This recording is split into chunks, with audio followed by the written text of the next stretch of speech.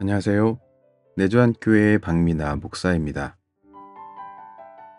오늘 우리는 역대하 30장 1절부터 12절까지의 말씀을 통해 하나님의 초대에 응답하라 라는 주제로 함께 나누려고 합니다.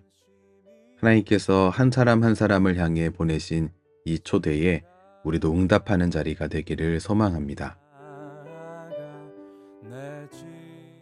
성전 정화 사업을 마친 히스기야는 온 백성과 함께 유월절을 지킬 준비를 합니다. 유월절은 애굽의 노예로 있던 이스라엘을 하나님이 구원하셔서 자기 백성으로 삼으신 것을 기념하는 절기입니다. 히스기야는 오랫동안 지켜지지 않았던 유월절을 다시 지키는 것을 통해 우리가 은혜로 구원받은 백성이다 라는 이 정체성을 회복하고자 했습니다.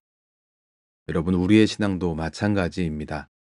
무너진 것을 다시 세우는 출발점은 언제나 예배의 자리입니다.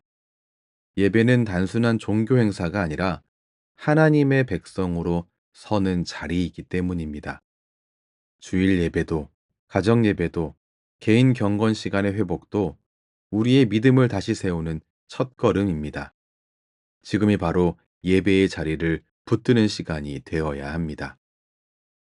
히스기야는 유다뿐 아니라 북이스라엘 백성에게도 유월절을 지키자고 초대했습니다.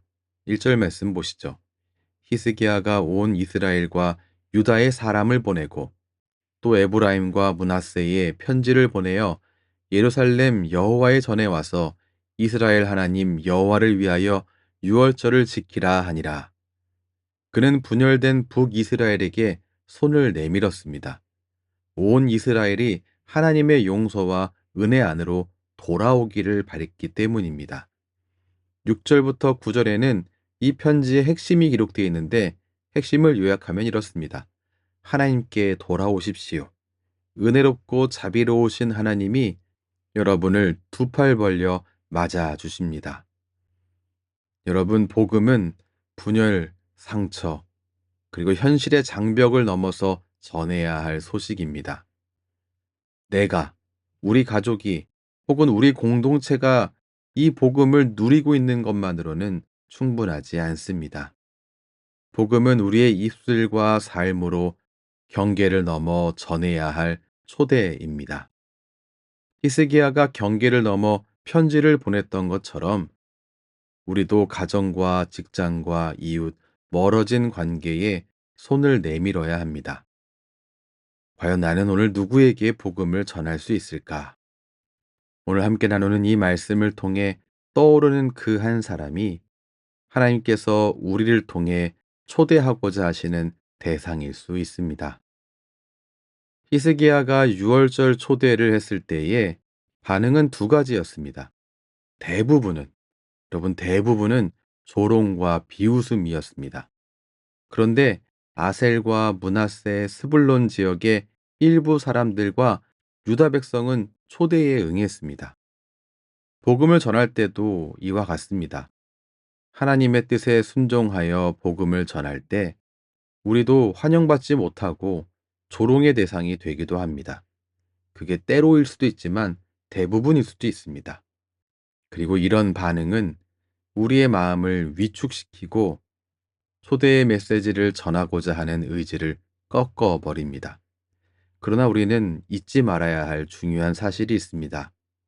그들 가운데 하나님이 예비하신 사람들이 있다는 사실입니다. 따라서 우리는 사람의 반응보다 주님의 뜻을 바라봐야 합니다. 복음의 결과는 우리의 설득이 아니라 하나님의 손에 달려 있습니다.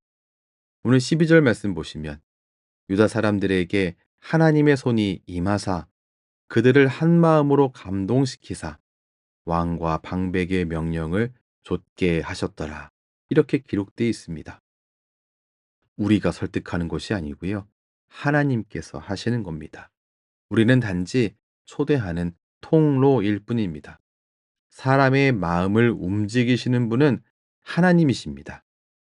그러므로 여러분, 낙심하지 말고 복음의 초대를 계속 이어가시기 바랍니다. 기도하겠습니다. 은혜로우신 하나님, 오늘도 우리를 예배와 복음의 자리로 초대해 주시니 감사합니다.